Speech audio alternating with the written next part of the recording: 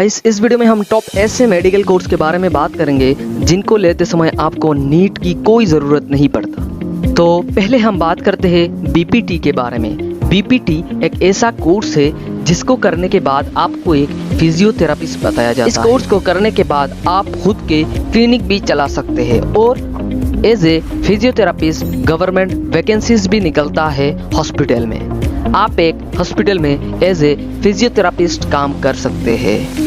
अब हम एक और मेडिकल कोर्स के बारे में बात करेंगे जो है बीएससी नर्सिंग। ये एक ऐसी कोर्स है जिसको करने के बाद आपको जॉब मिलता है। इस कोर्स को करने के बाद आपका जॉब अपॉर्चुनिटी बहुत ज़्यादा रहता है। इस कोर्स को करने के बाद आप एक स्टाफ नर्स भी होते हो। इस कोर्स को करने के बाद आपको नर्सिंग ऑफिसर के भी जॉब लग सकता है, प्राइवेट और गवर्नमेंट दोनों सेक्टर में। और इस कोर्स को करने के बाद गवर्नमेंट सेक्टर में एज ए CHO काम कर सकते हो। और इस कोर्स को करने के बाद आपको गवर्नमेंट सेक्टर में जॉब लगने की चांसेस भी ज़्यादा है।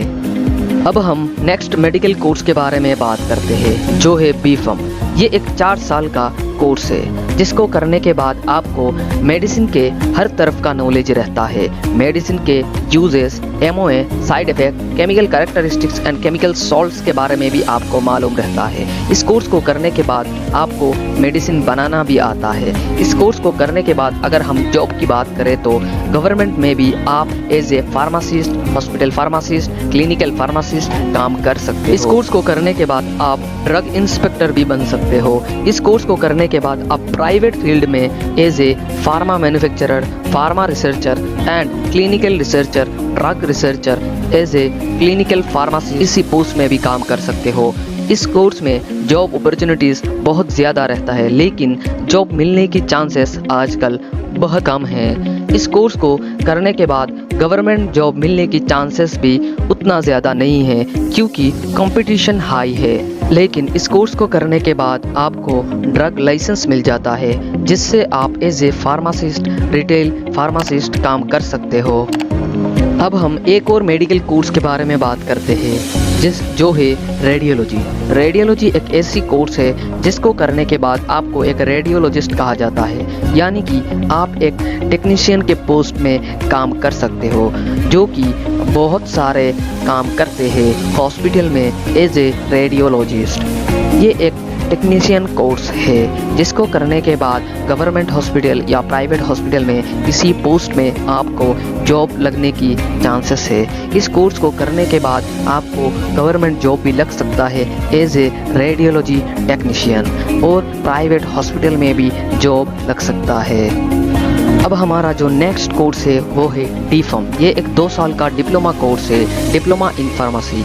ये एक फार्मासिस्ट के मिनिमम एलिजिबिलिटी प्रोग्राम है। इस कोर्स को करने के बाद आप एक फार्मासिस्ट भी बुलाया जाते हो, लेकिन इस कोर्स को करने के बाद आप रिसर्च फील्ड में काम नहीं कर सकते। इस कोर्स को करने के बाद आप सिंपल एक फार्मासिस्ट हो, एक हॉस्पिटल फार्मासिस्ट हो। इस कोर्स को करने के बाद आप एक हॉस्पिटल फार्मासिस्ट, रिटेल फार्मासिस्ट अलग अलग सेक्टर में काम कर सकते हो। अलग अलग जगह में आप एज ए फार्मासिस्ट आपका जॉब लग सकता है। इस कोर्स को करने के बाद सेम B.Pharm की तरह गवर्नमेंट जॉब भी लग सकता है। अब हम लास्ट एक और फील्ड के बारे में बात कर लेते हैं जो है नर्सिंग फील्ड। नर्सिंग फील्ड में 2 ऐसे कोर्स है जिनको करने के बाद अब भी नर्स बुलाया जाते हो या स्टाफ नर्स बुलाया जाते हो। इस कोर्स को करने के बाद आपको गवर्नमेंट या प्राइवेट दोनों सेक्टर में भी staff nurse as a staff nurse काम कर सकते हो। इस कोर्स को करने के बाद आपको गवर्नमेंट जॉब लगने की चांसेस है। अगर आप एक लड़की हो तो आपके लिए ये दोनों एक बहुत अच्छा कोर्स है जो है कि GNM एंड ANM। इस कोर्स को करने के बाद अगर आप लड़की हो तो आपको जॉब मिलने की चांसेस भी ज़्यादा है। इस कोर्स को करने के बाद जॉब सिक्योरिटी भी रहता है। ये एक बहुत अच्छा कोर्स है नर्सिंग फील्ड के, लेकिन ये BSc नर्सिंग से नीचे स्तर की कोर्स है।